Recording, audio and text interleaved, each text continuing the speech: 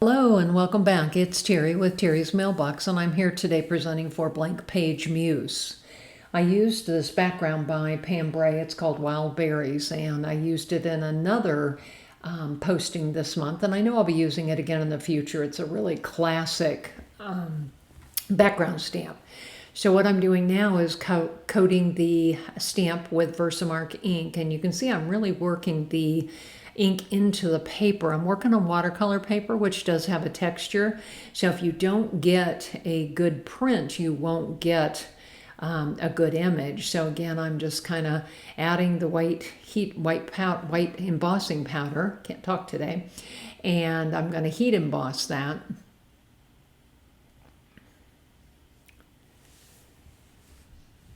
And I did create two panels. So for the first panel, I just sprinkled the Nouveau shimmer powder on it and sprayed it with water and just let it go to town. This is actually the panel that I'll be using for this card, the Hexagon card today. And then what I did with the second panel was I used it to pick up those ink splotches. So I'm just sitting here kind of dabbing and picking them up randomly and, kind of letting them do their thing. Yeah, I just thought that turned out real nice. I like that bright color. So I'll clean it up here and let it dry. So these are the two panels I have. The one on the left or the bottom is the one I used for the Heart Shaker card earlier this month, and this is the one I'll be using for the card today. So I cut it out with a Hexagon die. I love that Hexagon die. It's a stack die, so there's many different sizes, and I use it quite a bit actually. So I've cut that Hexagon out, so now I'm just going to score my A2 card base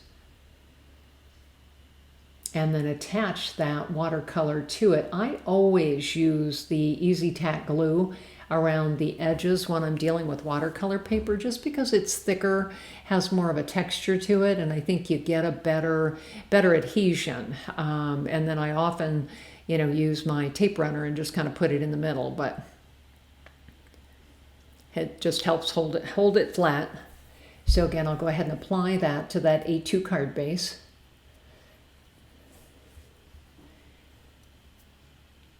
And then I'm just going to clip the corners so that I actually then have a shaped card, which I think, just is a little more dramatic, a little more interesting. So then I decided to gray emboss "Wishing You the Very Best" sentiment from Blank Page Muse onto vellum. And you can see here I ended up attaching it, but what I had to do was pull those sides up because of course I'd already attached the front when I decided how I was going to do it. So again, here is the final card, wishing you the very best. I hope you've enjoyed your visit today to Blank Page Muse.